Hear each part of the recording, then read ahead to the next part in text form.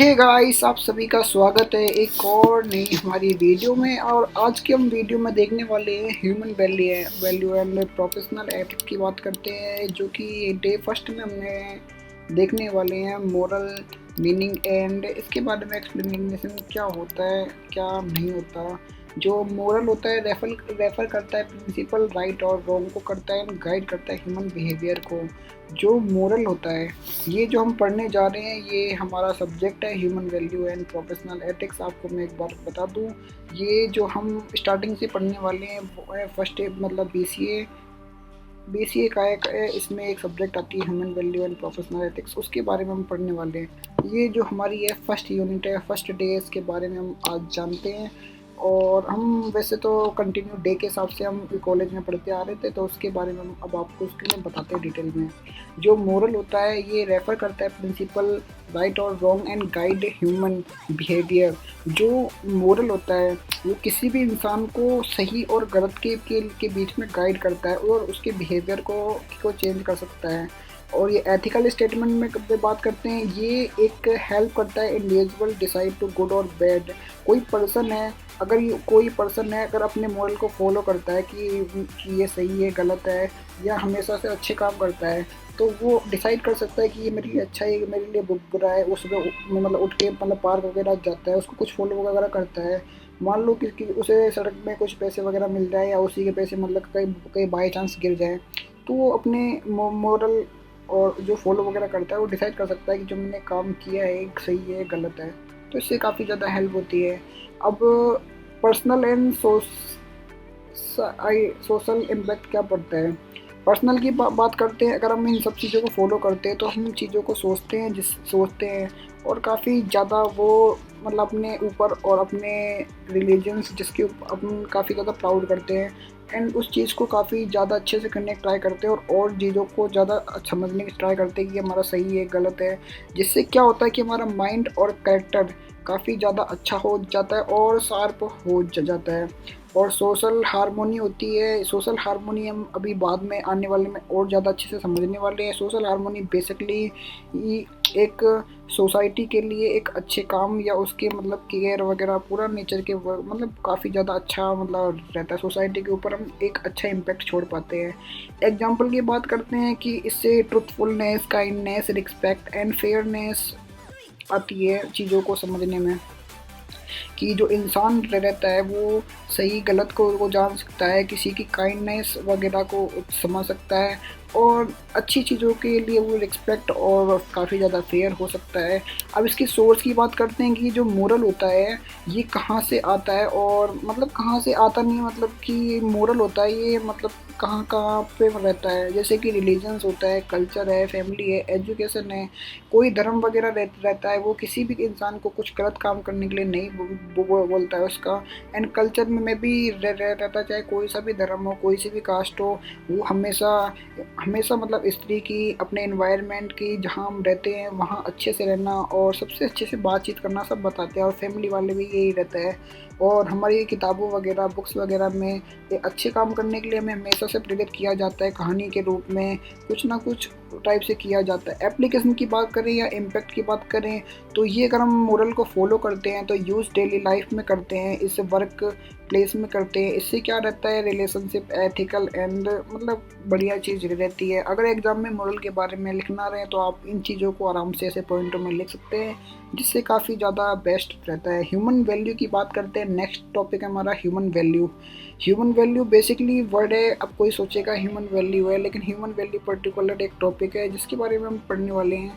Definition की बात करते हैं, human value are moral principle that guide human behaviour and inheritance. Importance की बात करें, they help building a just, respect and harmony society.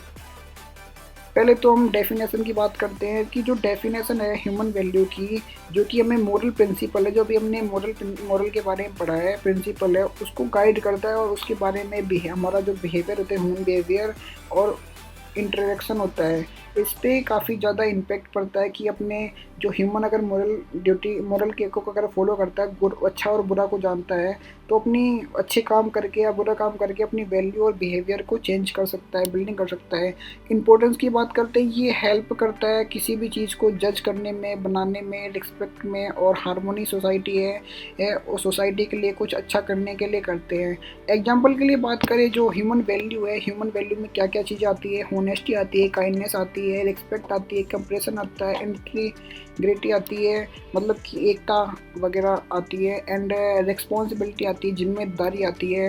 कोई अगर इंसान जानता है कि वो अपने घर के लिए मतलब कमाने के लिए करता है, फैमिली के लिए करता है, तो उसके ऊपर रिस्पॉन्सिबिलिटी आती है कि मेरे को काम करना चाहिए क्योंकि ये मेरी फैमिली है, मेरे माता पिता है, इनका मुझे ध्यान रखना है। तो रिस्पॉन्सिबल भी धीरे धीरे अब ऑटोमेटिकली हो ही जाता है। और होनेस्टी रहती है किसी भी रिलेशनशिप या किसी भी टीचर के लिए, मतलब होनेस्टी रहती है। और हमें सबके खिलाफ, हमें जो इंसान रहता है उनके प्रति काइंड भी रहना चाहिए, एंड जो रिस्पेक्टफुल पर्सन है उनकी हमें रिस्पेक्ट करनी चाहिए, जाहिर सी बात है। ठीक है गाइस, एंड इससे बात करते हैं जो ह्यूमन वैल्यू है, इससे पर्सनल ग्रोथ कैसे होती है। ह्यूमन वैल्यू अगर हम ये सब चीज़ें फॉलो करते हैं, होनेस्टी, काइंडनेस वगैरह, तो इससे क्या रहता है, सेल्फ इम्प्रूवमेंट होती है, एंड एथिक्स डिसीजन मेकिंग हम कर सकते हैं कि ये सब चीज़ें फॉलो करते हैं तो लोगों का नज़रिया हमारे प्रति एक काफ़ी ज़्यादा अच्छा हो जाता है, और जो हमारा सेल्फ करेक्टर होता है वो भी काफ़ी ज़्यादा इम्प्रूव हो जाता है, एंड हम अच्छी चीज़ों के प्रति डिसीजन ले सकते हैं। और सोसाइटी इम्पैक्ट की बात करते हैं, अगर ये सब चीज़ करते हैं तो हम सोसाइटी में एक सब लोग हमें, अगर हम काइंडनेस रहेंगे, होनेस्ट रहेंगे, तो सब लोग आसपास में हमें जितने लोग जानते होंगे सब जानते हैं कि एक होनेस्ट बंदा है, बहुत अच्छा बंदा है, तो इससे काफ़ी ज़्यादा पीस वगैरह रहती है। इससे थोड़ा करप्शन वगैरह भी हम कम, मतलब 1% ही सही, कुछ ना कुछ हम सही कर सकते हैं।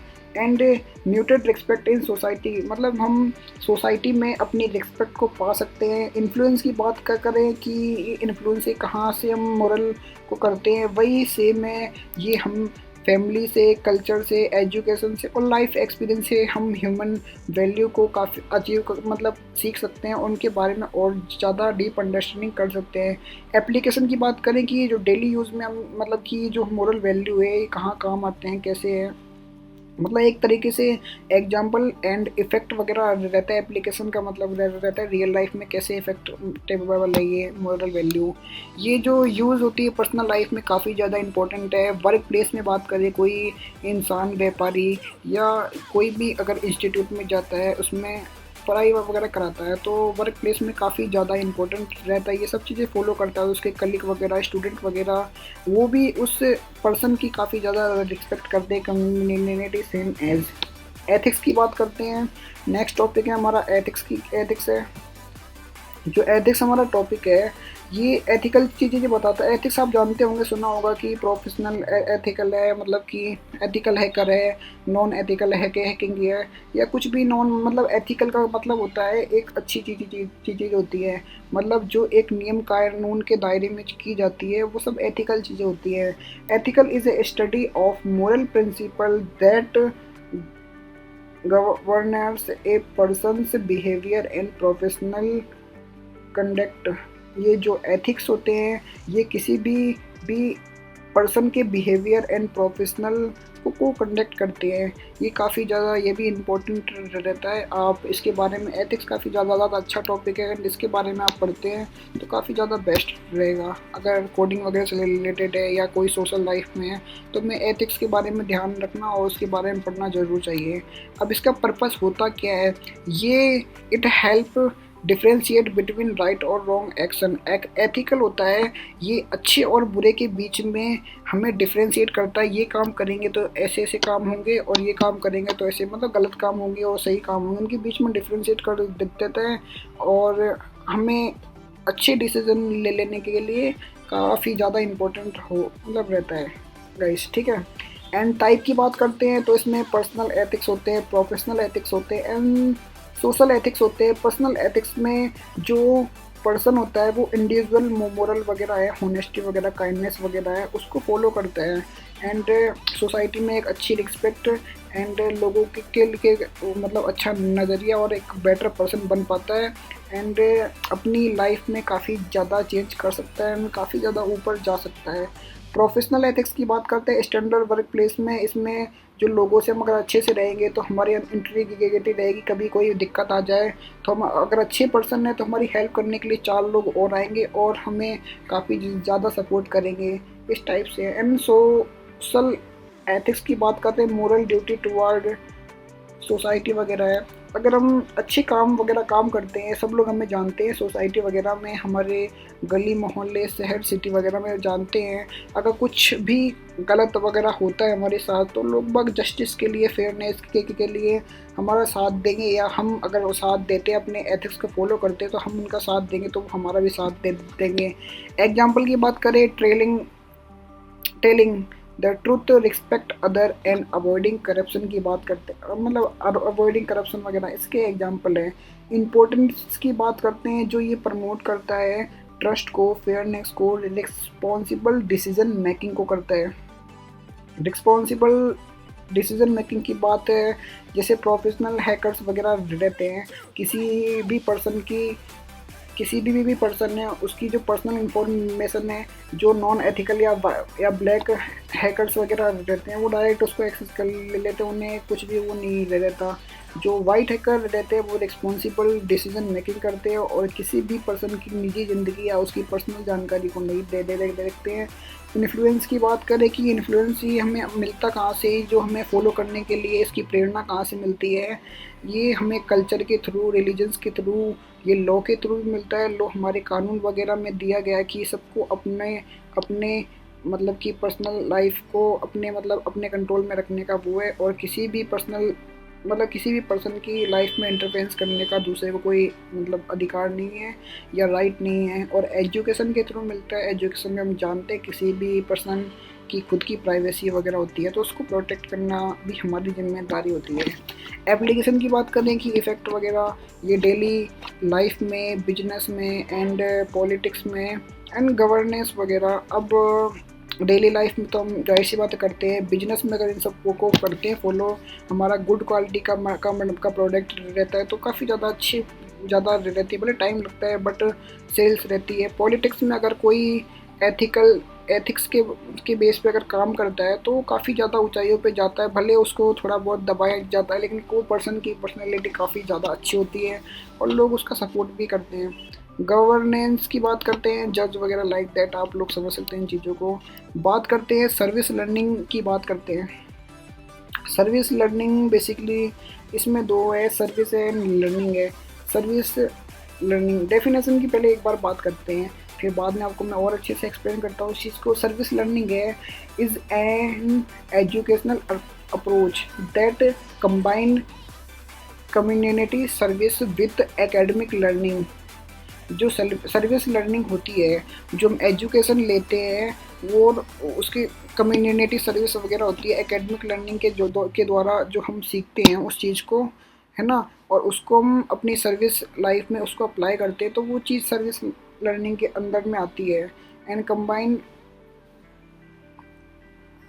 एक minute guys, community service and academic learning, जो हम एकेडमिक लाइफ में और कम्युनिटी सर्विस में हम जो चीज़ें सीखते हैं उनको अप्लाई वगैरह करते हैं वो सर्विस लर्निंग में आती है। इसका पर्पस क्या होता है, इससे इन्हेंस स्टूडेंट नॉलेज होती है while addressing real world community needed होती है। इससे क्या हो रहा है, किसी भी स्टूडेंट वगैरह उसकी नॉलेज होती है काफ़ी ज़्यादा इम्प्रूव हो जाती है और रियल वर्ल्ड में उसकी जो कम्युनिटी होती है काफ़ी ज़्यादा इंक्रीज़ हो जाती है। की एलिमेंट की बात करें तो इसमें सोशल एक्टिविटी है, एकेडमिक लर्निंग है, ये रिफ्लुएंस है। इसमें जो सर्विस लर्निंग है इसमें वॉलंटियरिंग वगैरह करते हैं स्टूडेंट वगैरह, है ना। जैसे कोई भी अगर वेबेथॉन या कुछ भी क्रिकेट वगैरह का मैच होता है तो उसमें जो अदर चीज़ रहती है स्टूडेंट को मेंटेन करना, उनका जज वगैरह वो वगैरह बनना, और उसमें बहुत सारी चीज़ें होती हैं उसमें, क्या बोलते हैं, जज वगैरह बनना, और उसके बारे में आउट है नॉट आउट है एम्पायर बनना लाइक दैट, और बाउंड्री सेट करना, वो सब चीज़ें जो होती है तो उसके लिए भी वॉलंटियर होते हैं कि बॉल ला के देना, तो वो सब वॉलंटियर में आती है। एकेडमिक लर्निंग की बात करते हैं कि applying classroom knowledge and practice situation वगैरह लाइक दैट होती है। इनके बारे में और आप चीज़ें देखते हैं, evaluate experience and get deeper understanding. जो अगर हम सर्विस लर्निंग है कि सर्विस के टाइम पे लर्निंग वगैरह करते हैं तो उससे क्या रहता है, हमारी अंडरस्टैंडिंग और डीपर होती जाती है और हम काफ़ी ज़्यादा नॉलेजेबल पर्सन बन जाते हैं। एग्जाम्पल की बात करते हैं, एग्जाम्पल में टीचिंग होती है, under privileged child environment clean up project, help awareness campaign. जैसे हम कोई सा भी अगर हेल्थ अवेयरनेस कैंपस करते हैं उसके बारे में हम लर्न करते हैं तो हम उसके बारे में और चीज़ों को डीपली जान सकते हैं। जैसे सपोज़ एक एग्जांपल देता हूँ, कोई अगर हेल्थ अवेयरनेस या क्लीन अप प्रोजेक्ट की बात करते हैं, जिसे हम नमामि गंगे है प्रोजेक्ट स्टार्ट हुआ था, तो उसमें बहुत सारी डाउनफॉल थे, लेकिन उसमें चीज़ें अगर कोई उसको डीपली करना चाहे तो उसमें इंडस्ट्रियल वगैरह रहती है, फैक्ट्री वगैरह रहती है, उनका कचरा वगैरह डालते हैं और गाँव के लोग जितने वहाँ पे बसे हुए हैं लगभग कचरा वगैरह डालते हैं, जो कि इसका काफ़ी ज़्यादा फेलियर की एक बहुत बड़ा रीज़न था उसका। इसमें डीपली रिसर्च और करनी चाहिए थी, और जो गांव वगैरह आसपास आते गंगा नदी के पास वाले, तो उनको उनके वहाँ के लोगों को काफ़ी ज़्यादा जागरूक करने की ज़रूरत थी। और वहाँ पे जो कचरा वगैरह वेस्ट वगैरह होता है उसको कैसे हम क्लीन वगैरह कर सकते हैं, उन सब चीज़ों के ऊपर काफ़ी खास ध्यान देने की ज़रूरत थी। एंड जो फैक्ट्रियाँ वगैरह जो उनका गंदा पानी या केमिकल वगैरह रहता है उनके ऊपर भी काफ़ी ज़्यादा ध्यान देना चाहिए था। और नदी में ऐसा मतलब कुछ भी ऐसा पदार्थ या केमिकल न डालें जिससे मतलब कचरा वगैरह फैले। अब ये सर्विस लर्निंग है, ये अगर फॉलो करते हो तो इसके काफ़ी ज़्यादा बेनिफिट भी होते हैं। इससे एक अच्छा रिलेशनशिप होता है, इम्प्रूव होती है, प्रॉब्लम सॉल्विंग स्किल होती है, टीम वर्क होता है, एंड सोशल रिस्पॉन्सिबल होता है, लीडर होते हैं। अगर हम चीज़ों को और ज़्यादा डीपली अगर पढ़ेंगे, लर्न करेंगे सर्विस लर्निंग में मतलब क्या करेंगे, तो इससे क्या रहेगा, हमारी नॉलेज बढ़ेगी, तो जाहिर सी बात है हम प्रॉब्लम सॉल्व वगैरह कर सकते हैं। और हम और सर्विस के टाइम पे तो हमारे पास टीम भी रहेगी, तो टीम के अंदर टीम वर्क भी करेंगे, किसी को ये काम दे देंगे, कोई रिसर्च का है तो अब हम किसी ने अच्छे से पढ़ाई करी है तो वो किसी और को काम वगैरह बांट देंगे, जिससे टीम वर्क भी काफ़ी ज़्यादा अच्छे से होता है। और काफ़ी ज़्यादा रिस्पॉन्सिबिलिटी आ जाती है किसी काम को अगर ठान लिया करने का, तो काफ़ी ज़्यादा रिस्पॉन्सिबिलिटी अपने ऊपर फील करते हैं। एंड नॉलेज वगैरह रहेगी तो हम लीडर की तरह एक्ट कर सकते हैं और लोगों को अपने इंस्ट्रक्शन दे सकते हैं। तो जिससे क्या रहता है, जो लीडरशिप रहती है उसकी स्किल भी हमारे अंदर आ जाती है। और जो रिलेशनशिप है लोगों के साथ और ये टीम वर्क में करेंगे तो उससे ज़्यादा काफ़ी ज़्यादा इफेक्ट पड़ता है और रिलेशनशिप काफ़ी ज़्यादा अच्छे होते हैं और स्ट्रॉन्ग होते हैं। एंड एप्लीकेशन की बात करते हैं तो ये इफ़ेक्ट होता है कॉलेज वगैरह, प्रोफेशनल ट्रेनिंग, स्कूल्स वगैरह में लाइक दैट होते हैं। ठीक है, अब बात करते हैं लिविंग पीसफुली की बात करते हैं गाइस। लिविंग पीसफुली बेसिकली आप लोग आई थिंक समझ सकते हैं लिविंग पीसफुली का मतलब होता क्या है। कि लिविंग का मतलब रहना, पीसफुली मतलब शांतिपूर्वक रहना। मीनिंग की बात करते हैं कि इसकी डेफिनेशन की बात करते हैं। डेफिनेशन होता है meaning maintaining harmony with one self and with other, see from conflict and violent violence. ठीक है गाइस, अब लिविंग पीसफुली है बेसिकली आप लोग इसके मतलब वर्ड को देख के आप लोग समझ सकते हैं इसका मतलब क्या होता है। पीसफुली रहना और मेंटेन करना हारमोनी को, मतलब कि जो अपने राइट वगैरह है उसको, और पीसफुली रहना और अच्छे से सब चीज़ों को मतलब प्रोजेक्ट वगैरह करना, एजुकेशन वगैरह, इसमें बहुत सारी चीज़ें आती है हारमोनी में। तो और लोगों के साथ अच्छे से व्यवहार करना सब कुछ इसमें आता है। और फ्री कॉन्फ्लिक्ट वो वायलेंस वगैरह रहते हैं। की एक्सपेक्ट की बात करते हैं तो इसमें की एक्सपेक्ट में 3 आते हैं पार्ट। एक होता है इनर, एक होता है सोशल, एक होता है ग्लोबल। इनर की बात करते हैं, लिविंग पीस का मतलब होता है कि जो अपने अंदरूनी होता है उसके अंदर शांति रहनी चाहिए, स्टडिंग अपने को काम रहना चाहिए और स्ट्रेस फ्री रहना चाहिए।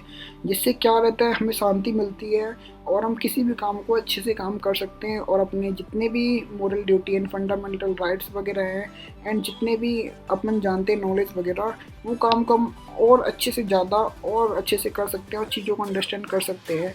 और सोशल पीस की बात करते हैं, अगर सोशल पीस में respecting other and avoiding conflict की बात करते हैं कि हम जो काम वाम मतलब जो बंदा अच्छे से काम करता है उनकी रिस्पेक्ट वगैरह करते हैं और लोगों की रिस्पेक्ट करते हैं और जो अवॉइड करते हैं कॉन्फ्लिक्ट को, मतलब कि जो लड़ाई झगड़ा वगैरह होता है, वायलेंस होता है, वो उसको थोड़ा तो बहुत अवॉइड करते हैं।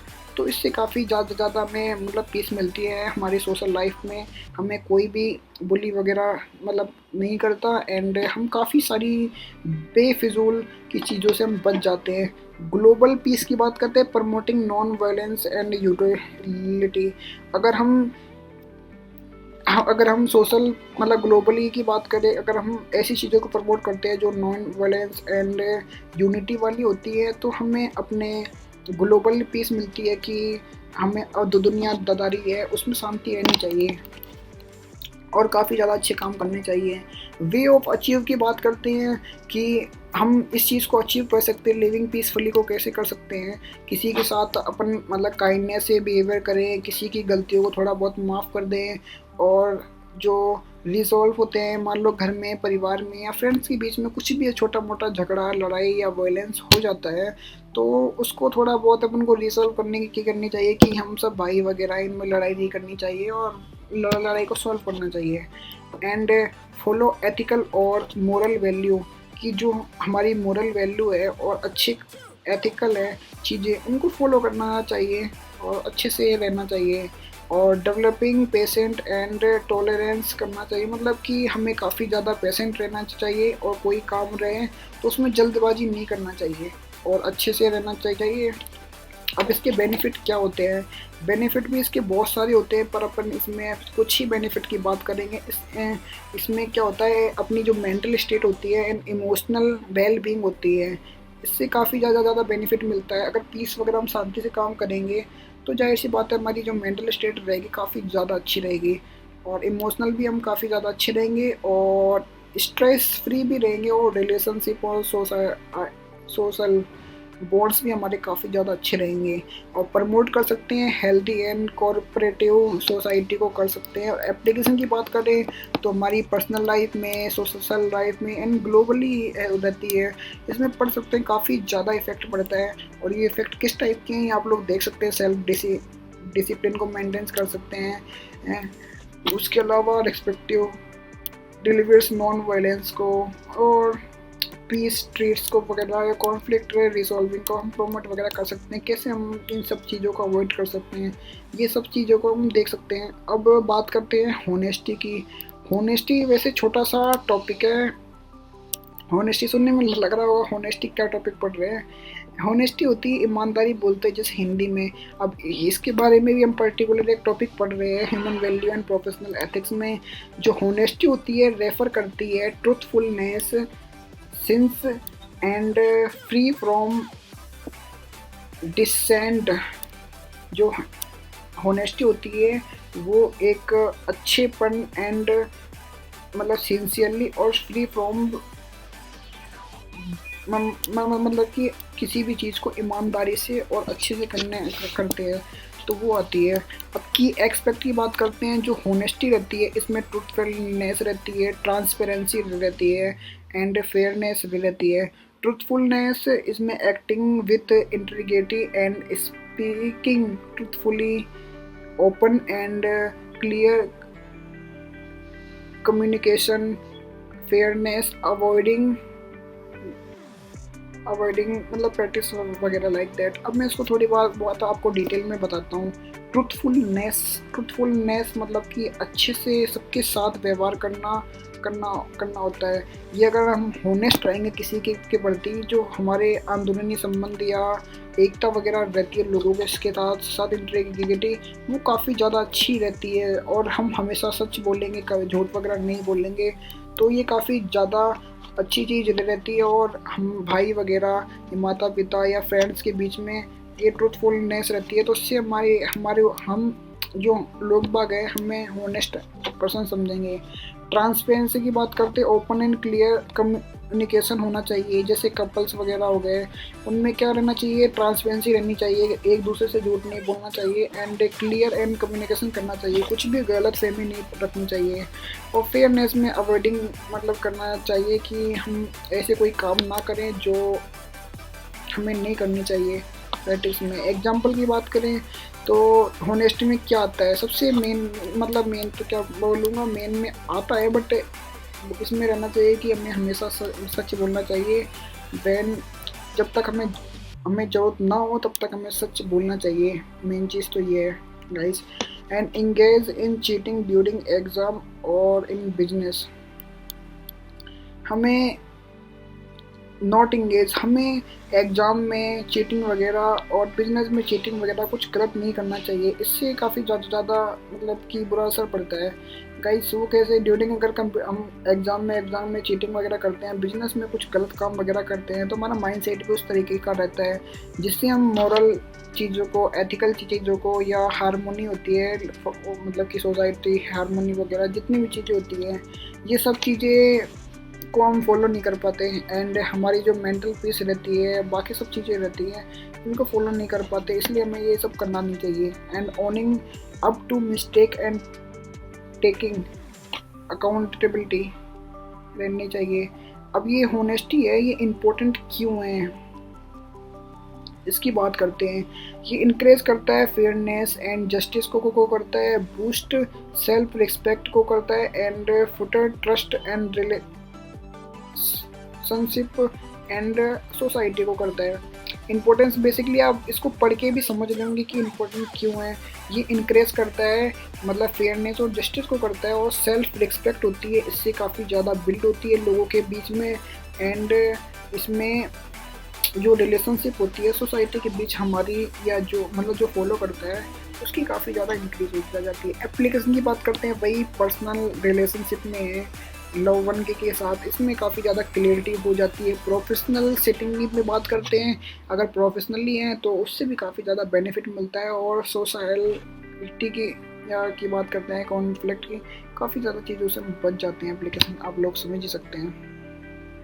करेज की बात करते हैं, वैसे करेज काफ़ी ज़्यादा इंटरेस्टिंग वर्ड है, एंड इसके बारे में पढ़ें तो काफ़ी ज़्यादा चीज़ें सीखने को मिलती हैं। और मेरा तो one of the favourite word है ये करेज।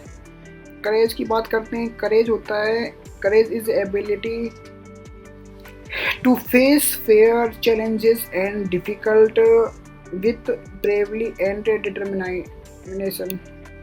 जो करेज है एक एबिलिटी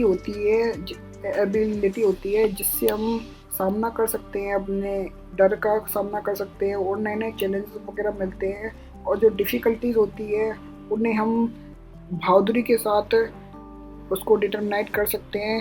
एंड काफ़ी करेज होती है, हम करेज रहता है जिससे इंसान का सेल्फ कॉन्फिडेंस वगैरह काफ़ी ज़्यादा इंक्रीज हो जाता है, और वो किसी भी काम के लिए काफ़ी ज़्यादा एक्साइटेड रहता है और उस काम को अच्छे से करता है।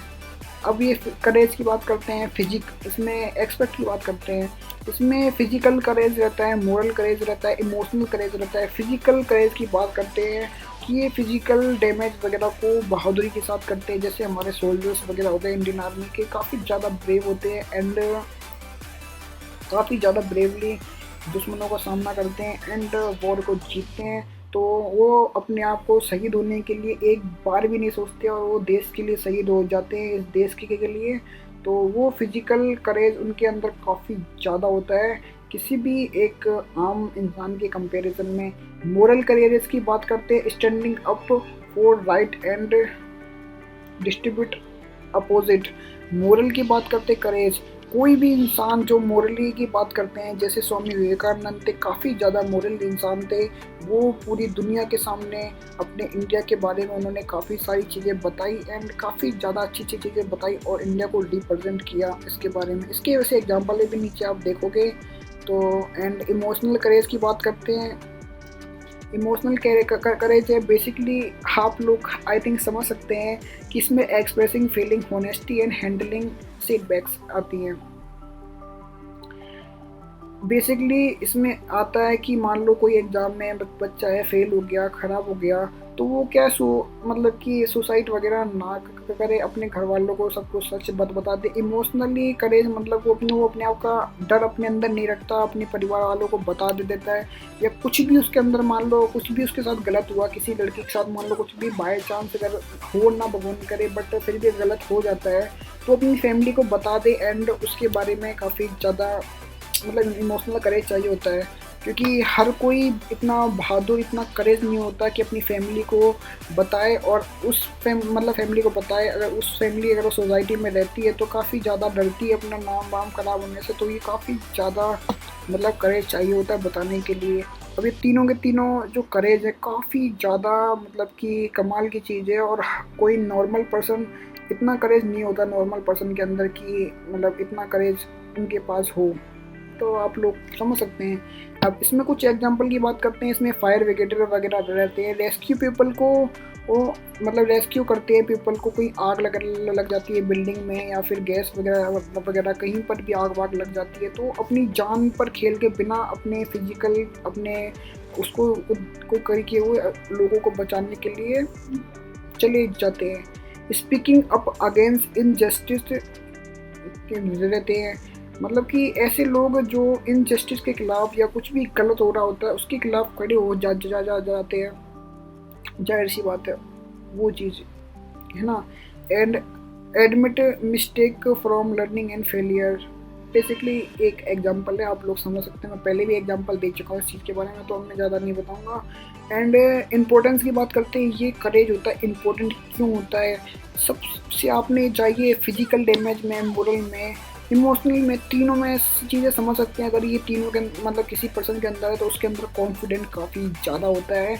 एंड ये करेज अगर मतलब कि फिजिकल है, मोरल है, किसी अच्छे काम के लिए ये अगर है तो ये काफ़ी ज़्यादा इनक्रेज कर सकता है सोसाइटी में एक पॉजिटिव चेंज की ओर। हमें इनजस्टिस के खिलाफ खड़ा होना चाहिए और वो करना चाहिए, पॉजिटिव चेंज कर सकता है सोसाइटी में। और ये ओवरकम कर सकता है फियर को, अचीव गोल में काफ़ी ज़्यादा रहता है। किसी को करेज रहता है कि हाँ मैं करूँगा तो करेज है उसके अंदर, वो चीज़ को करेगा। और इमोशनल ओवरकम की बात करते हैं, फियर वगैरह रहते हैं, और जाहिर सी बात अपनी फीलिंग को एक्सप्रेस करता है हॉनेस्टी से, उसके लिए भी काफ़ी ज़्यादा करेज चाहिए। अब एप्लीकेशन की बात करते हैं। एप्लीकेशन इफेक्ट है वगैरह जो डेली लाइफ में बेसिकली होता है, ये पर्सन की लाइफ होती है, उसको काफ़ी मतलब फेसिंग फियर वगैरह करता है, चेंज करता है। एंड वर्क प्लेस में काम करते हैं, जैसे कोई सोल्जर ले लो, कोई एम्प्लॉय है, कोई भी पुलिस वाला है, कोई भी मतलब नेवी का है, कोई एयरफोर्स का है। ज़रूरी नहीं है कि कोई मतलब कि नेवी वगैरह का रहे, कोई आर्मी का डिफेंस का ही रहे, कोई सा भी अगर मतलब कि हैकर वगैरह, मतलब कुछ भी, मतलब कोई सा भी प्रोफेशन हो सकता है। चाहे वन विभाग ले लो, चाहे फॉरेस्टर डिपार्टमेंट, कोई सा भी हो, चाहे प्राइवेट हो चाहे गवर्नमेंट जॉब हो, उसके अंदर करेज होना चाहिए अपने देश के प्रति, अपने उसकी करने के लिए टेकिंग रिस्क फॉर इन्वॉल्वमेंट वगैरह होना चाहिए। एंड सोसाइटी की बात करते हैं, वो defending justice and human right, वो हमेशा डिफेंड करे ह्यूमन जस्टिस को एंड ह्यूमन राइट को करे। उसके लिए भी काफ़ी ज़्यादा करेज चाहिए होता है, क्योंकि बुरे के साथ तो हर कोई होता है, अच्छे के साथ बहुत कम लोग होते हैं, और उसके लिए काफ़ी ज़्यादा करेज चाहिए। एंड लोगों को आगे आना चाहिए इन सब के लिए। अब बात करते हैं definition. Sharing is act of giving part that one has to other, promoting kindness and corporation. अब शेयरिंग है बेसिकली, आप लोग समझ सकते हैं, किसी भी चीज़ को देना, किसी चीज़ को बांटना, मतलब दूसरों के साथ। और जो काइंडनेस होती है उसको प्रमोट करना। जाहिर सी बात है, मेरे पास 2 पेन है, किसी के पास पेन नहीं है और लिखने के लिए पेन चाहिए, तो मैं उसको पेन दे दूंगा, उसको शेयर कर रहा हूँ। तो इससे क्या रहता है कि काइंडनेस प्रमोट हो रही है, और कोऑपरेशन वगैरह होता है वो भी काफ़ी ज़्यादा वो हो जाता है। तो बेसिकली आप लोग इस चीज़ को ऐसे समझ सकते हैं, और आप इसके बारे में आराम से लिख सकते हैं।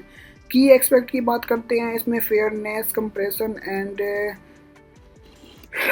इसमें रहते हैं। इसमें बेसिकली क्या है, लोगों की जो देते हैं हम चीज़ों को, वो एनीथिंग वगैरह, इसमें कुछ भी हम रिटर्न करने की वो नहीं रहती है कि वो मैं कोई बदले में कुछ रिटर्न करेगा। कोई पेन वगैरह मैं दे रहा हूँ तो ज़रूरी नहीं है कि वो मुझे बाद में पेन दे, पैसे दे, कुछ रहे, तो वो रहता है।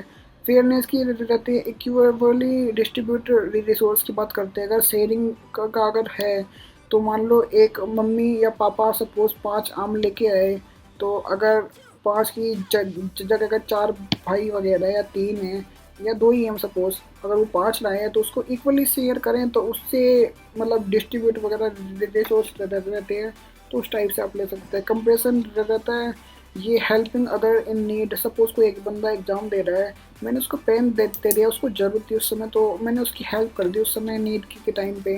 अब ये एग्ज़ाम्पल वगैरह की बात करते हैं, शेयरिंग फूड तो हैंगरी पीपल, ये जनरोसिटिकल है। ये बेसिकली कुछ भी रिटर्न ना मतलब करे और उस टाइम पे हेल्प वगैरह करे। किसी मैंने गरीब इंसान या किसी भी जिसको ज़रूरत है खाने की, कपड़े की या किसी भी चीज़ की ज़रूरत है, उसको हम वो चीज़ अगर प्रोवाइड करते हैं तो हम ये नहीं सोचते कि वो रिटर्न में हमें क्या देगा, क्या नहीं दे देगा, बस हम उसकी हेल्प करना चाहते हैं। तो इस टाइप की जो हेल्प होती है, ये बेसिकली उस टाइप का एग्जांपल है। तो और फेयरनेस की बात करते हैं, ये लीडिंग बुक और टॉय फ्रेंड वगैरह को, मतलब कि कोई बंदा का उसके पास टॉय है, उसके 4 फ्रेंड है, किसी को 2 को दे रहा है, किसी 2 को नहीं दे रहा है और एक को तो दिखा भी नहीं रहा है, तो वो अपने का फ्रेंड मतलब खिलौने वगैरह टॉय वगैरह को सबको इक्वली खेलने के लिए प्रोवाइड वगैरह करे। सब वो साइकिल वगैरह मेरे पास है, मेरे पास जितने दोस्त हैं वो सब लोग को अगर चलाने की इच्छा है तो उनको एक एक करके बारी बारी थोड़ा बहुत चलाने के लिए उनको दे सकता हूँ मैं। तो वो चीज़ रहती है। डोनेटिंग क्लॉथ वगैरह, मतलब किसी को ज़रूरत वगैरह हो तो उसको देना। इम्पोर्टेंस की बात करते हैं, किसी को हम देते हैं तो इससे रिलेशनशिप, फ्रेंडशिप वगैरह है काफ़ी ज़्यादा वो होती है, और इसके लिए भी इनकरेज कर सकते हैं लोगों को सेल्फिशनेस एंड एम्पैथी वगैरह, जो कि काफ़ी ज़्यादा पॉजिटिव चेंज लाता है सोसाइटी में, प्रमोट करता है cooperation and unity in social की होती है, जो लोगों के अंदर काफ़ी ज़्यादा इससे एकता भी रहती है, इंसान मदद कर रहा है, तो मतलब काफ़ी ज़्यादा रह रहती है। एप्लीकेशन की बात करते हैं, इससे लोगों के पर्सनल लाइफ में, स्कूल लाइफ में और सोशल लाइफ में काफ़ी ज़्यादा अच्छा इफेक्ट पड़ता है। और भी मतलब इफेक्ट पड़ सकता है, कोई अगर रिलेशन में है, रिलेशन मतलब कि फैमिली वैमिली की में है, तो उसमें भी काफ़ी ज़्यादा पर्सनल लाइफ में काफ़ी ज़्यादा अच्छा चेंज होता है इसमें, शेयरिंग में। या फिर मतलब कि कोई भाई बहन कुछ भी, मतलब इसमें सब कुछ ही कवर हो रहा है बेसिकली, तो गाइस है ना। अब बात करते हैं वैल्यू एट टाइम, ये भी काफ़ी ज़्यादा मेरे को अच्छा टॉपिक लगता है। वैल्यू एट टाइम, हमें टाइम की वैल्यू करनी चाहिए और उसके अकॉर्डिंग काम करना चाहिए। वैल्यू टाइम मीनिंग क्या होता है, बेसिकली जो रिकॉग्नाइज है it time and using it wisely and productivity purpose, जो हमारा टाइम है उसको काफ़ी ज़्यादा इम्पोर्टेंस देनी चाहिए और ईमानदारी से जो प्रोडक्टिविटी है हम उसको उस मतलब उसको काम उसके ऊपर काम करना चाहिए। की एक्सपर्ट की बात करें, वैल्यू टाइम है, इसमें टाइम मैनेजमेंट आती है, प्रोडक्टिविटी आती है, पंक्चुअलिटी आती है। जो कि टाइम मैनेजमेंट रहती है, इसमें हम प्लानिंग करते हैं कि ये काम हम करेंगे, को सपोज कोई टाइम टेबल है, मैं 12 से 1 बजे तक पढ़ूंगा, 1 से वो तब तक पढ़ूंगा, या फिर टीचर वगैरह की वो रहती है, आज ये काम करना है, कल वो करना है और परसों वो काम करना है, तो वो टाइम मैनेजमेंट की स्किल वगैरह आती है। पंक्चुअलिटी होती है बीइंग टाइम कमिटेड, मान लो किसी को मैंने टाइम दे दिया, ये काम मैं संडे तक कर दूंगा, तो उसमें को मैंने कमिट कर दिया है कि मैं उस काम को करूँगा, तो इससे कमिटेड काफ़ी ज़्यादा रहती है। प्रोडक्टिविटी की बात करते हैं तो इसमें प्रोडक्टिविटी, मान लो सपोज किसी कंपनी में है, प्रोडक्टिविटी टाइम के अकॉर्डिंग आज इतना बनेगा, कल इतना बनेगा और परसों इतना बनेगा, तो इसमें प्रोडक्टिविटी काफ़ी ज़्यादा इंक्रीज़ होती है और अवेलेबल टाइम भी मतलब बच जाता है, जितना काम रहता है उतना ही रहता है। एग्जाम्पल की बात करते हैं, completing task before deadline, time management रहता है। इससे क्या रहता है, जो काम होता है हमारा टाइम से पहले ही, डेडलाइन से पहले ही कंप्लीट हो जाता है और अवॉइड कर सकते हैं हम, बिना कई सारी चीज़ों को अवॉइड कर सकते हैं। And free time and self improvement वगैरह कर सकते हैं कि हम सपोज़ आज आर्ट करें, कल आर्ट करेंगे, परसों आर्ट करेंगे, तो इसमें हम टाइम दे सकते हैं अपनी पर्सनैलिटी को दे सकते हैं और एजुकेशन, पढ़ाई वगैरह, लिविंग को बहुत सारी को टाइम वगैरह दे सकते हैं और सेल्फ इम्प्रूवमेंट कर सकते हैं। एंड एग्जाम्पल की बात करते हैं, एग्जाम्पल गाइस, एग्जाम्पल की बात करते हैं, 1 मिनट।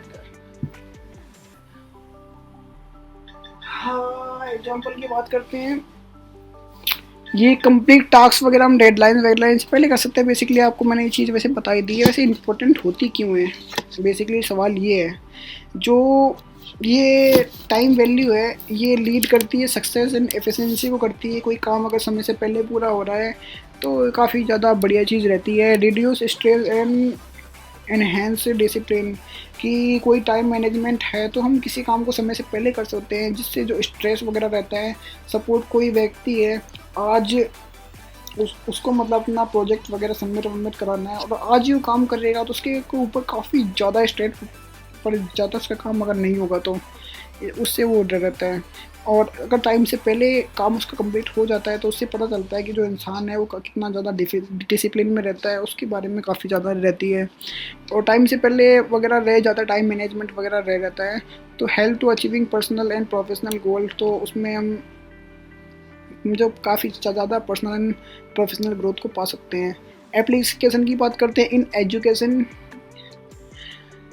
एप्लीकेशन की बात करते हैं, जो एजुकेशन है, स्टडी वगैरह, रेगुलरिटी वगैरह, नोट लिस्ट है, मिनट कैमिंग है और वर्क और डेली लाइफ में काफ़ी ज़्यादा इससे इफेक्ट पड़ता है। इसके बारे में आप लोग को वैसे मैंने बेसिकली बता ही दिया है। इससे लाइफ में काफ़ी ज़्यादा बैलेंस और काफ़ी ज़्यादा बहुत सारी चीज़ें अदर अदर होती हैं और काफ़ी ज़्यादा बढ़िया रहती हैं। तो इसके बारे में आप लोग समझ ही सकते हैं। कोऑपरेशन की बात करते हैं, मीनिंग एंड एक्सप्लेनेशन की पढ़ने वाले। कॉरपोरेशन बेसिकली आप लोग आई थिंक सब लोग जानते ही होंगे कॉरपोरेशन होता क्या है। बेसिकली गाइस अभी मैं 1 मिनट में आया एंड फिर स्टार्ट करते हैं। मैं 1 मिनट में आया गाइस, छोटा सा।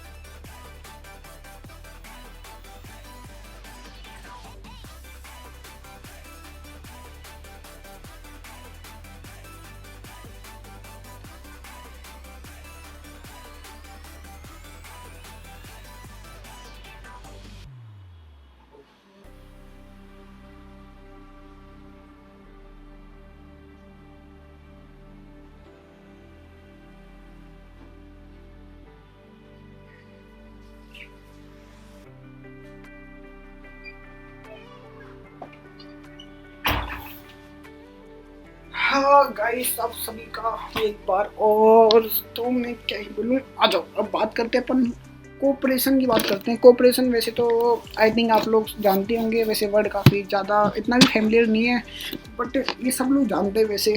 भले इसके अलग अलग चीज़ों को हम हिंदी में डेली लाइफ में यूज़ करते हैं कोऑपरेशन वगैरह, अभी आप लोग समझ जाएंगे ऑटोमेटिकली बाय बाय चांस। वैसे तो इसकी डेफिनेशन की बात करते हैं। Cooperation is a act working together toward A common goal with mutual support and understanding. जो कॉरपोरेशन रहता है, लोगों के साथ हम एक साथ काम करना और कॉमन गोल वगैरह रहता है तो एक साथ काम करना और म्यूचुअल सपोर्ट वगैरह काफ़ी ज़्यादा अंडरस्टैंडिंग रहती है। अब कॉरपोरेशन होती है, इसके की एस्पेक्ट की बात करते हैं, इसमें कौन कौन से पार्ट वगैरह रहते हैं। बेसिकली जो टीम वर्क रहता है, टीम वर्क कोलेब्रेशन वगैरह करते हैं। सपोज किसी इंस्टीट्यूट में किसी भी मतलब कि दूसरी इंस्टीट्यूट के साथ या किसी कॉलेज में किसी इंस्टीट्यूट या किसी मतलब कि एक कम्युनिटी वगैरह उसके साथ कोलेबरेट किया, तो उसमें वो कम्युनिटी वाले उस कॉलेज में जाके कुछ चीज़ें बताते हैं। तो बेसिकली उन दोनों के बीच में जो पर्सन होते हैं और जो उनके बीच में जो काम होते हैं, तो उनमें टीम वर्क वगैरह वाली चीज़ें रहती हैं। तो साथ में उस चीज़ को परफॉर्म करते हैं, तो ये टीम वर्क वाली चीज़ें जाती हैं। या दो अलग क्लास के बच्चे काम करते हैं तो टीम वर्क, या एक ग्रुप काम करता है, टीम वर्क वाली चीज़ें आती हैं। म्यूटेड रिस्पेक्ट वगैरह रहते हैं, सब लोग साथ में करते हैं तो लोग एक दूसरे के बारे में जान पाते हैं और जो जितना ज़्यादा वैल्यू को, एथिक्स को काफ़ी ज़्यादा वो चीज़ें करता है तो उसकी लोग बहुत इज्जत करते हैं, रिस्पेक्ट करते हैं अदर लोग। शेयर रिस्पॉन्सिबिलिटी की बात करते हैं। सपोज़ कोई बंदा है, अब टीम में है, कोई अकेला काम करेगा तो बाकी लोग कोई बोलेगा काम नहीं करता, कोई बोलेगा बढ़िया है, कोई वो नहीं है, मतलब। लेकिन ये चीज़ सही नहीं रहती। जो टीम में रहती है थोड़ी थोड़ी चीज़ें सबको दे देनी चाहिए। सपोज़ कोई टास्क वगैरह कर रहे हैं तो एक टास्क उसको दे दिया। सपोज़ हम कोई सभी मतलब कि मार्केट के ऊपर हम रिसर्च वगैरह कर रहे हैं, तो मार्केट के ऊपर कर रहे हैं तो किसी को हम मार्केट में मतलब कि शॉप वगैरह के बारे में डिस्कस करने के लिए बोलते हैं, किसी को ज्वेलर्स के बारे में करने के लिए बोलते हैं, किसी को हम लोकल बिजनेस किट के बारे में बोलते हैं, किसी बारे में स्ट्रेस के बारे में बोलते हैं। और कोई उसके बारे में, मार्केट के बारे में रिसर्च करे, किस एरिया में ज़्यादा मार्केट है और किस टाइम ज़्यादा सेल होती है, जिससे टाइम वगैरह काफ़ी ज़्यादा कम हो जाता है और रिस्पॉन्सिबिलिटी सबको मिल जाती है अपनी अपनी अलग अलग, जिससे लोग बात काफ़ी ज़्यादा कर सकते हैं ईजिली टास्क को।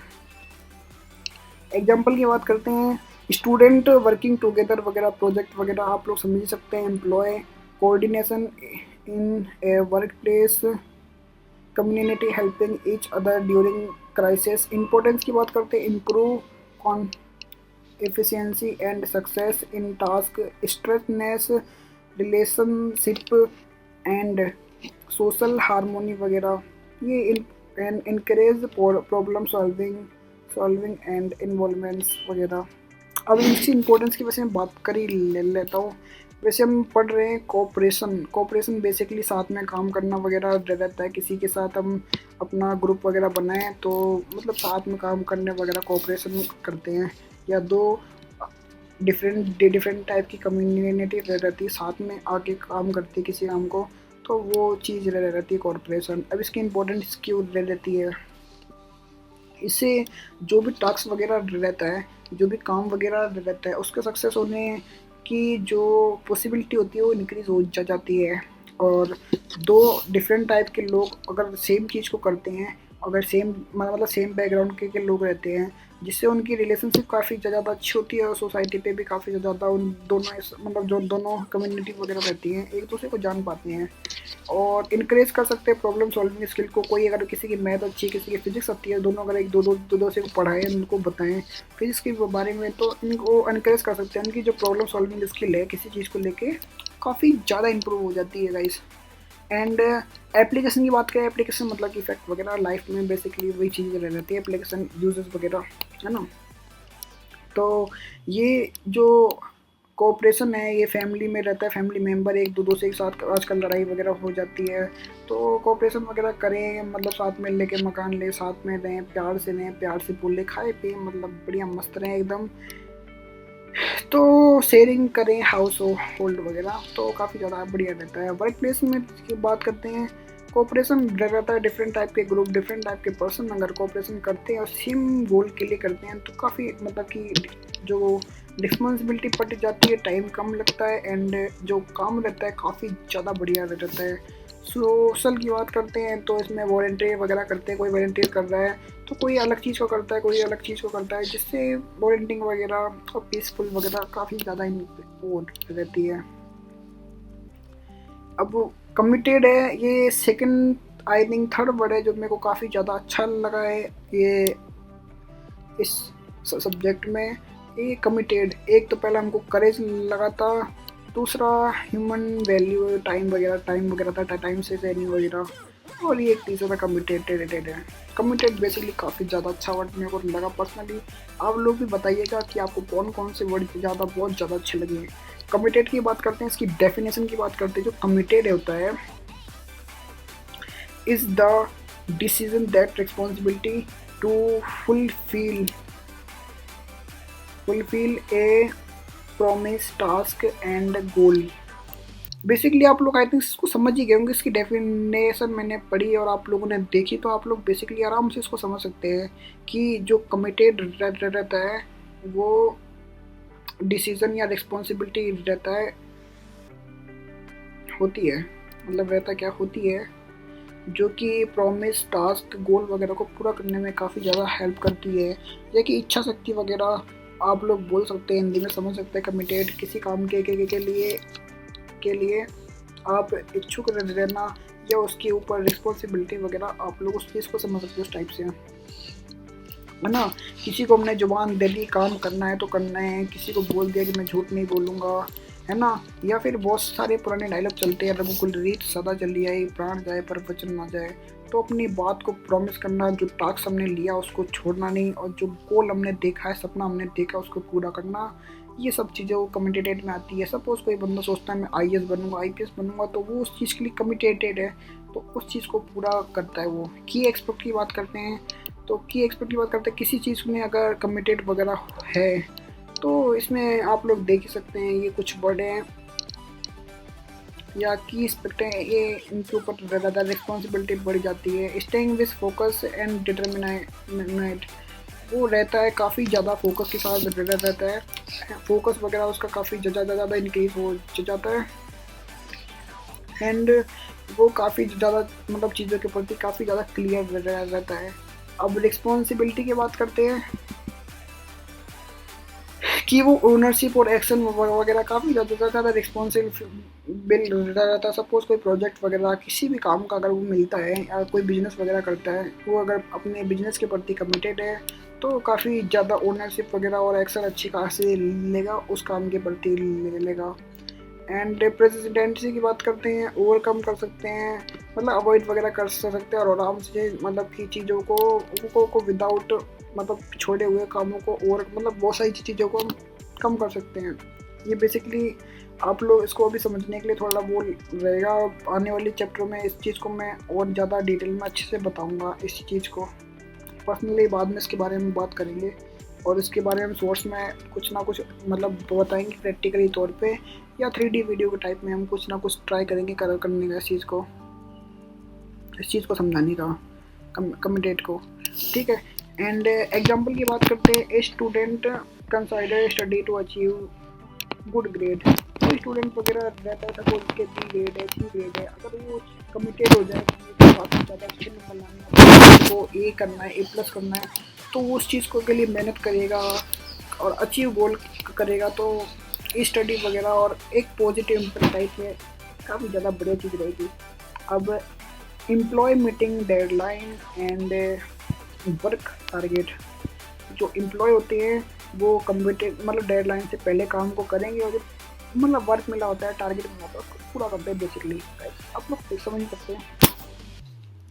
इम्पोर्टेंस की बात करते हैं तो इम्पोर्टेंस में बिल्ड ट्रस्ट एंड रिलायबिलिटी हो जाती है, help to achieve success and personal growth होती है, strength relationship and team work भी काफ़ी ज़्यादा मतलब हो जाती है, इम्प्रूव हो जाती है, इम्पोर्टेंट रहता है। तो ये जैसी बात है, अगर हम किसी चीज़ के प्रति कमिटेड हैं तो हमारी रिलेशनशिप काफ़ी ज़्यादा अच्छी रहती है। अगर हम फ्यूचर अपने बारे में सोचते हैं तो हमें सक्सेस और पर्सनल ग्रोथ भी काफ़ी ज़्यादा मिलती है। एंड अगर हम कमिटेड रहते हैं तो हमारे दोस्त वगैरह, फ्रेंड सर्किल है, फैमिली है, तो उसमें काफ़ी ज़्यादा ट्रस्ट मतलब बिल्ड होता है एंड काफ़ी ज़्यादा रिलायबल हो सकते हैं। सपोज़ किसी बंदे ने हमारे ऊपर ट्रस्ट वगैरह किया और हमने कोई बिज़नेस वगैरह स्टार्ट किया और बिज़नेस हमारा सक्सेसफुल हो गया, तो वो बिज़नेस मतलब कि जो बंदा है वो हमारे ऊपर ट्रस्ट कर सकता है, हमारे ऊपर रिलायबल हो सकता है। अगर हम बोल रहे हैं कि हम इसमें पैसा लगाना चाहते हैं और बिज़नेस को और बड़ा करना चाहते हैं, तो हमारे ऊपर जाहिर सी बात है वो मतलब रिलाई कर सकता है, हमारे ऊपर यकीन कर सकता है। तो बेसिकली एंड ये एजुकेशन, करियर एंड पर्सनल चीज़ में बेसिकली आप लोग देख ही सकते हैं ये चीज़ क्या है। अब हमारा नेक्स्ट टॉपिक है respect for other. Respect for other वैसे तो काफ़ी ज़्यादा अच्छा टॉपिक है, लेकिन आप लोग इसको देख के ही समझ सकते हैं रिस्पेक्ट फॉर अदर क्या होता है। Respect for other mean treating people with kindness, fairness and consider and greatness of difference. Basically हमें जो रिस्पेक्ट करनी चाहिए, लोगों की ट्रीट करना चाहिए काइंडनेस के साथ, मतलब किसी भी प्रकार का उनमें भेदभाव मतलब फेयरनेस नहीं करनी, मतलब फेयरनेस रखनी चाहिए, फेयर रखना चाहिए चीज़ों को, उनके साथ कुछ भी गलत नहीं करना चाहिए। कॉन्साइडर वगैरह काफ़ी ज़्यादा वो रह रहती है। अब की एक्सपेक्ट की बात करते हैं, रिस्पेक्ट की बात क्यों कर रहे हैं, तो रिस्पेक्ट में इसमें पोलाइटनेस रह रहती है, लोगों से प्यार से बोलना चाहिए और अच्छे वर्ड का यूज़ करना चाहिए बेसिकली। अब रिस्पेक्ट की बात करें तो रिस्पेक्ट में इक्वली भी आता है, जो ह्यूमंस होते हैं उनको इक्वली ट्रीट करना चाहिए विदाउट किसी मतलब कास्ट के लिए, जेंडर के रूप में, या XYZ आप लोग जो समझ सकते हैं, इक्वली ट्रीट करना चाहिए।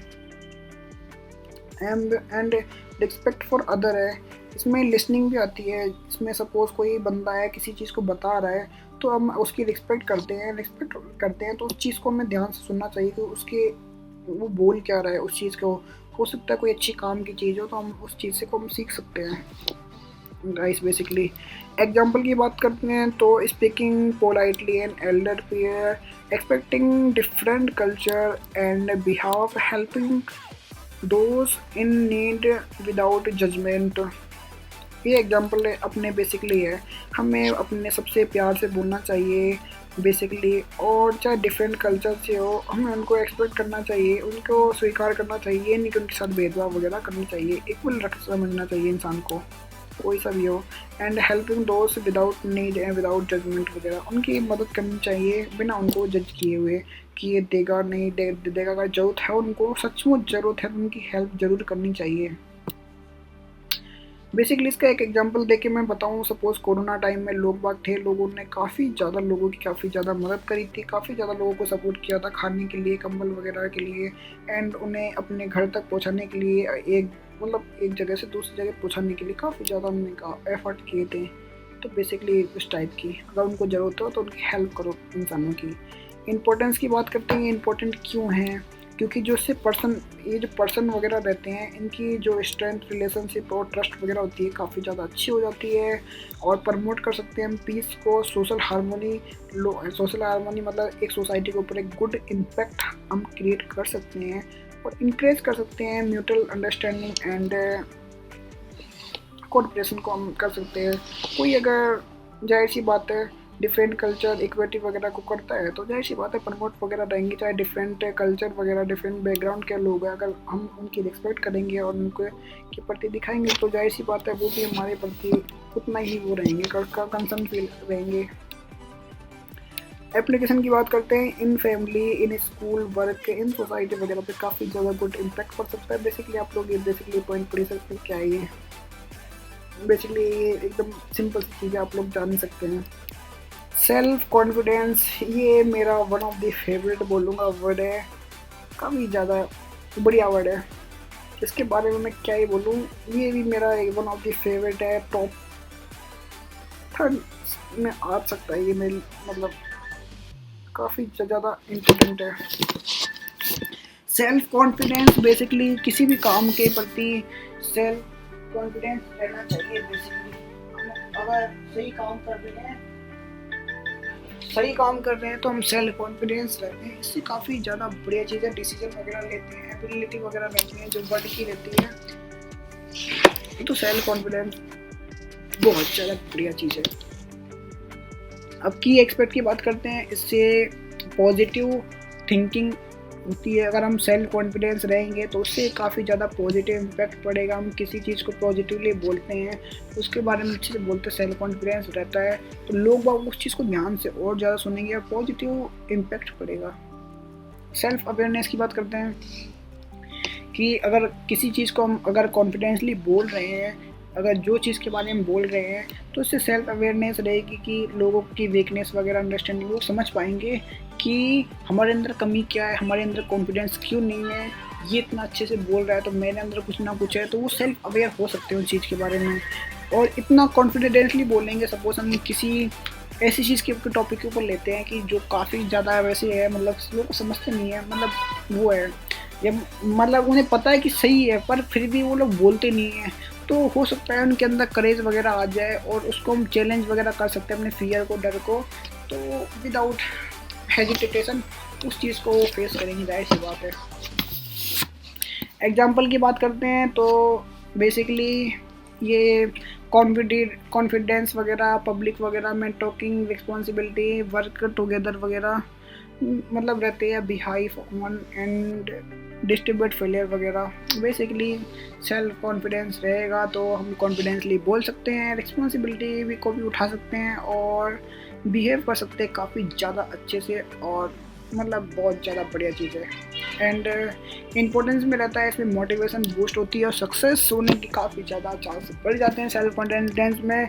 एंड सेल्फ कॉन्फिडेंस रहेगा तो जाहिर सी बात है स्ट्रेस, फियर एंड फेलियर का जो डर रहेगा एकदम ना के बराबर हो जाएगा। गाइस आप लोग बेसिकली आराम से चीज़ों को अंडरस्टैंड कर सकते हैं एंड अपनी ग्रोथ को और ज़्यादा बढ़िया, शानदार, लाजवाब कर सकते हैं। बेसिकली जाहिर सी बात ये है, इनहेंस डिसीजन मेकिंग की बात करते हैं और लीडरशिप स्किल आ जाती है आपके अंदर। एप्लीकेशन की बात करते हैं, बेसिकली जो हम इस चीज़ को फॉलो करते हैं तो इससे स्टडी में, करियर में और पर्सनल ग्रोथ में काफ़ी ज़्यादा इम्पैक्ट पड़ता है। बेसिकली आप लोग एक चीज़ देख सकते हैं और वैसे भी हम पुराने पॉइंटों में ये सब चीज़ें ऑलरेडी कवर कर लेते हैं इस चीज़ के लिए, इसलिए हम इस चीज़ को ज़्यादा पढ़ते नहीं और एक्सप्लेन नहीं करते, लेकिन आप पढ़ सकते हैं इस चीज़ को, एक्स्ट्रा चीज़ें।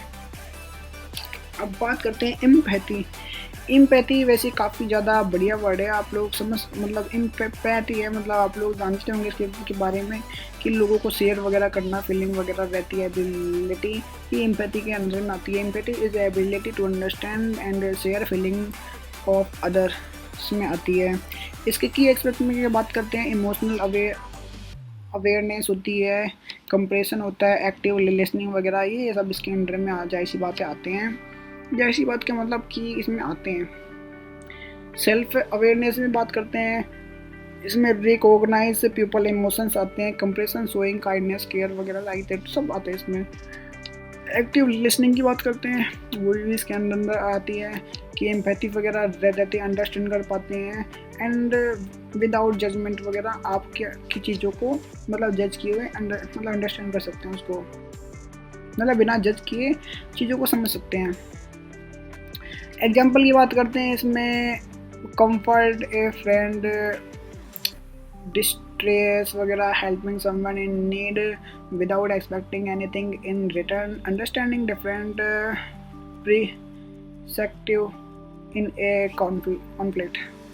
इम्पोर्टेंस की बात करते हैं, बेसिकली जो क्यों इम्पोर्टेंट क्यों है ये एम्पैथी है, इम्पोर्टेंट क्यों है, इसकी ज़रूरत क्या है, इससे क्या रहता है लोग मतलब कि बेसिकली स्ट्रेंथ वगैरह, लीडरशिप एंड ट्रस्ट वगैरह इंक्रीज होता है, प्रमोट होती है काइंडनेस वगैरह एंड सोशल हार्मोनी होती है, और रिड्यूस होती है मिसअंडरस्टैंडिंग एंड कॉन्फ्लिक्ट, लड़ाई झगड़ा कम हो जाता है और मिसअंडरस्टैंडिंग कम हो जाती है लोगों के बीच। ऐसी बात है, अंडरस्टैंडिंग काफ़ी ज़्यादा अच्छी हो जाती है, जो गलत फहमियाँ होती हैं वो थोड़ी कम हो जाती हैं, मतलब ना कि बराबर तो नहीं बोलूँगा क्योंकि 100 की भीड़ में एक ऐसा बंदा नहीं जाता है जिसको कुछ समझ में नहीं आता, लेकिन हाँ ऐसे बोल सकता हूँ कि 100 की भीड़ में अगर 30 बंदे थे, अब वो 30 की जगह 15 या 10 बंदे आराम से कम हो गए होंगे और उनके अंदर कुछ भी मिसअंडरस्टैंडिंग या 100% 99% बंदों की मिसअंडरस्टैंडिंग वगैरह कम हो सकती है, रिड्यूस की जा सकती है।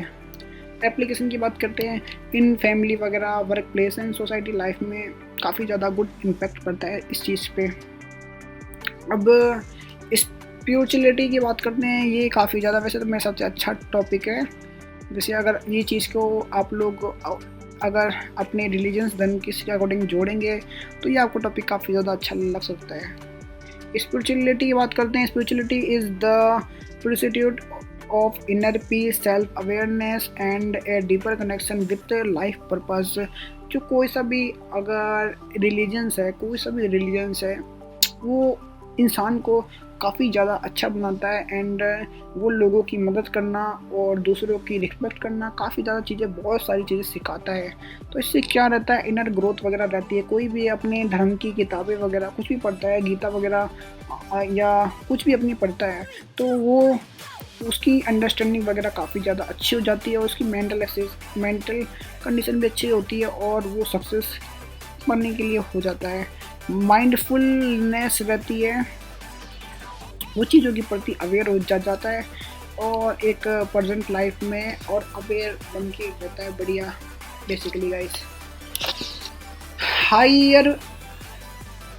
हायर पर्पस की बात करते हैं, जो स्पिरिचुअलिटी वगैरह रहती है, ये काफ़ी ज़्यादा पर्सनल ग्रोथ वगैरह और काफ़ी ज़्यादा फ़ायदा देती है।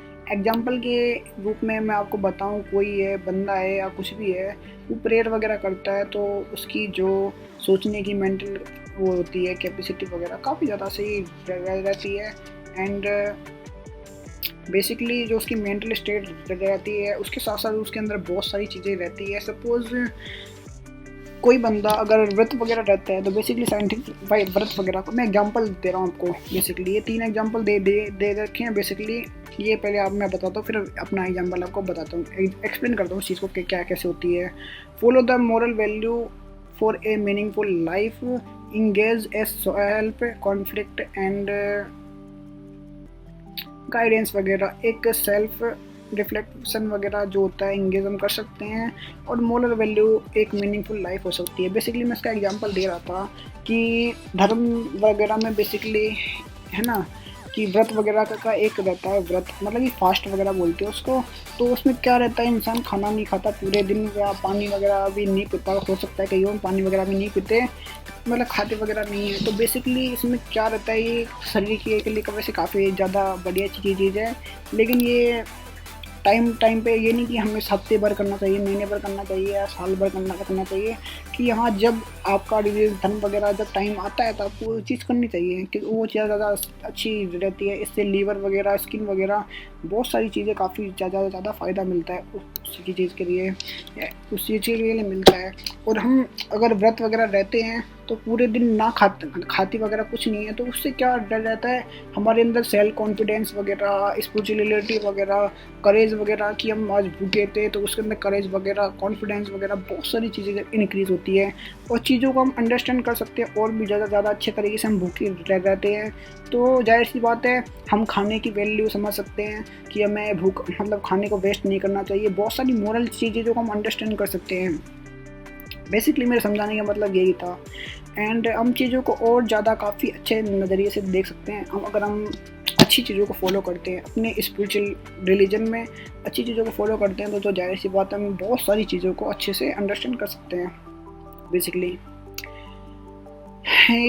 कर सकते हैं। और इम्पोर्टेंस की बात करते हैं, इम्पोर्टेंट क्यों है, जाहिर सी बात अगर करेंगे तो इसमें पीस मिलेगा, क्लियरिटी मिलेगी, इमोशनल बैलेंस तो जाहिर सी बात है मिलने वाला ही, रिड्यूस स्ट्रेस हो जाता है, एनहेंस वेलबींग होती है, encourage kindness, forgiveness and harmony, इसमें आप कॉन्फिडेंस वगैरह बाकी सब चीज़ें लिख सकते हैं।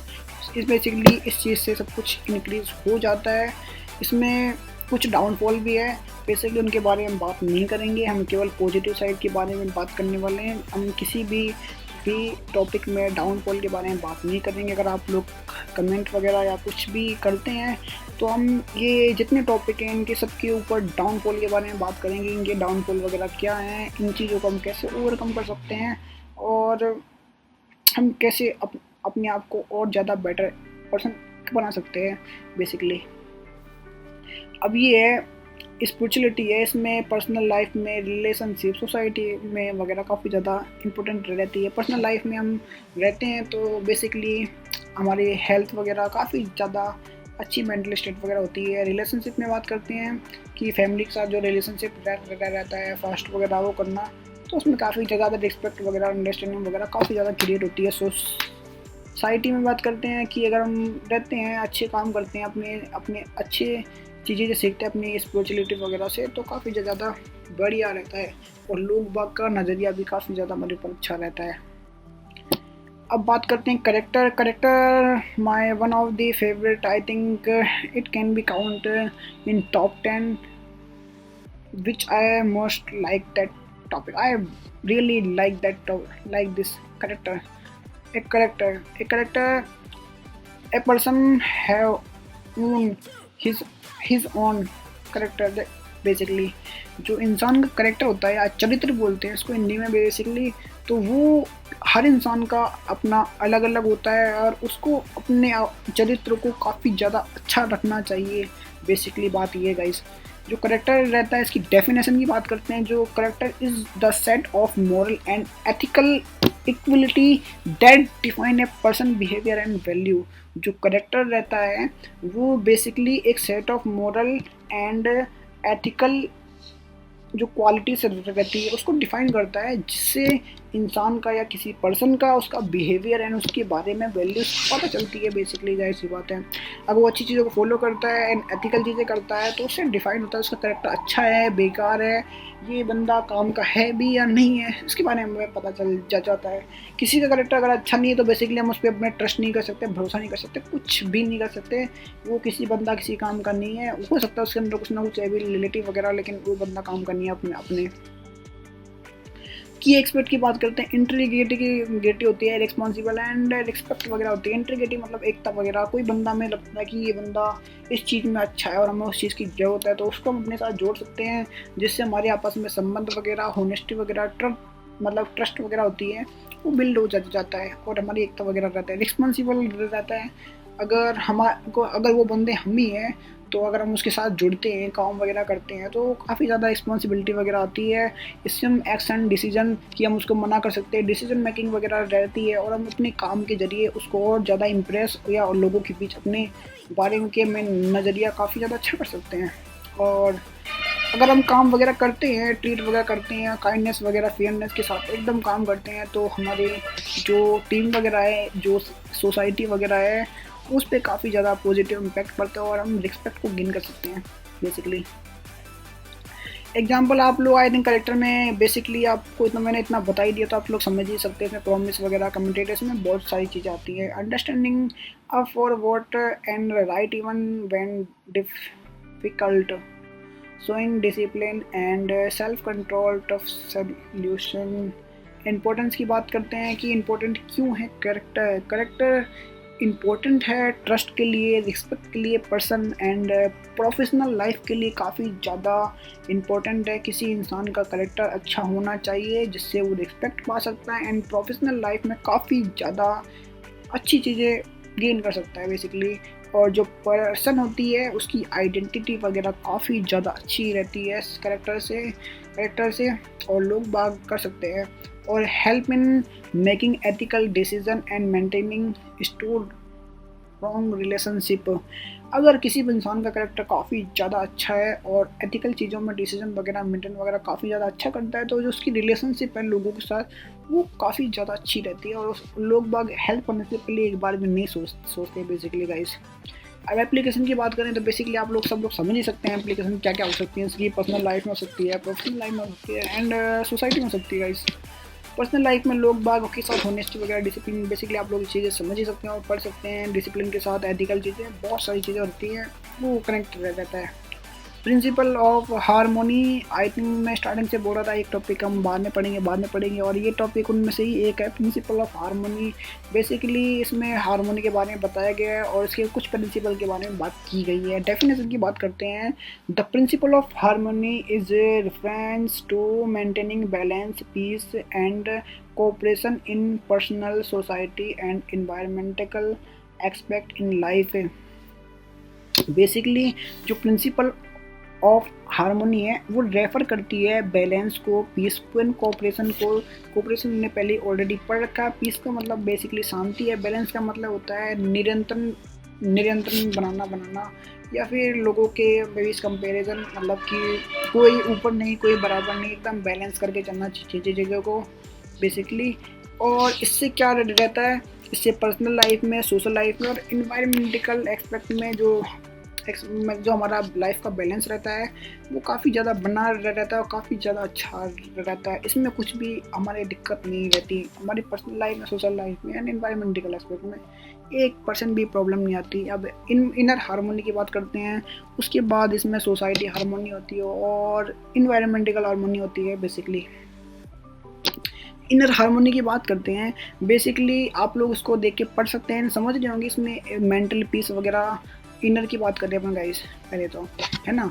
इनर में रहता है, इसमें मेंटल पीस रहती है, आत्म शांति वगैरह या इमोशनल हमारी स्टेबल रहते हैं। अगर ये हम अब होनेस्टी वगैरह, बैलेंस वगैरह पीस को करते हैं ढंग से, तो हमारी जो मेंटल कंडीशन रहती है काफ़ी ज़्यादा अच्छी रहती है। सोशल हारमोनी की बात करें, अगर सोशल हारमोनी है इसको हम अच्छे से फॉलो करते हैं, लोगों के पीछे बैलेंस बना के पीस और कोऑपरेशन के साथ करते हैं, तो बेसिकली जो हमारी लाइफ रहती है उसमें यूनिटी वगैरह और रिस्पेक्ट वगैरह करते हैं लोग, हमारी जाहिर सी बात है। इन्वायरमेंटल एक्सपेक्ट में बात करते हैं, अगर बैलेंस करते हैं हम रिलेशनशिप और नेचर के को, तो जो इन्वायरमेंटल हारमोनी है तो एक इस पर भी काफ़ी ज़्यादा, वैसे ये आप लोग इसको ना खुद समझने का ट्राई करिए। बेसिकली अगर हम नेचर के साथ रहते हैं तो हम ना उस चीज़ के बारे में और ज़्यादा डिटेल से सोचते हैं। सपोज़ मैं आपको एग्जांपल के देके इसको बताता हूँ। बेसिकली मैं आपको इसके बारे में एग्जांपल देता हूँ।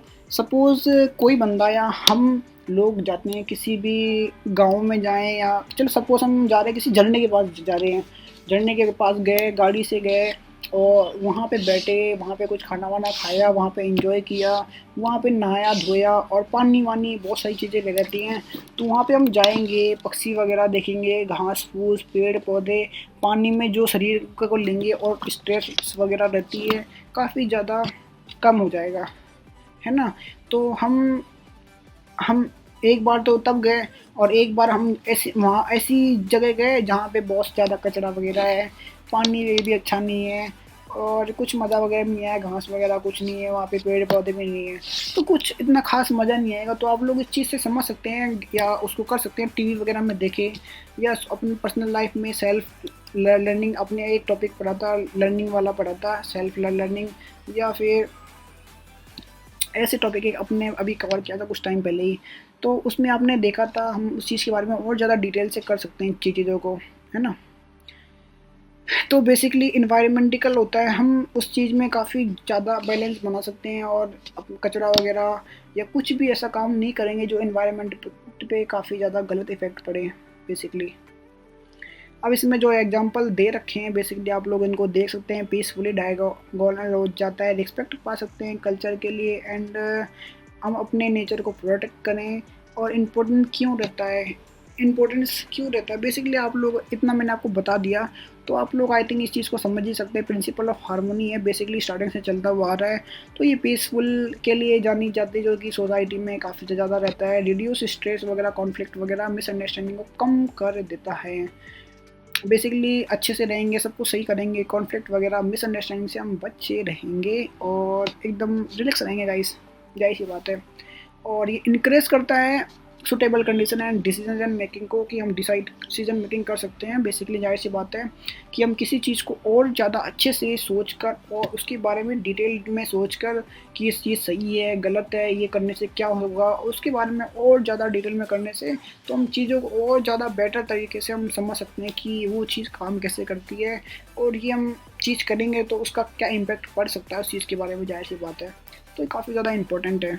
और एप्लीकेशन की बात करें तो पर्सनल लाइफ में क्या पड़ता है, रिलेशनशिप में क्या पड़ता है, हार्मोनी का, एंड सोशल लाइफ में क्या पड़ता है, बेसिकली तीनों के बारे में हमने ऑलरेडी बात कर ली है। तो उनकी चीज़ के बारे में आप लोग खुद सोचिएगा, और ये टॉपिक मतलब कि जो कुछ ब्रैकेट में वो चीज़ें दे रखी हैं इनके बारे में आप पढ़िएगा, और बेसिकली आप लोग सब कुछ समझ जाएंगे।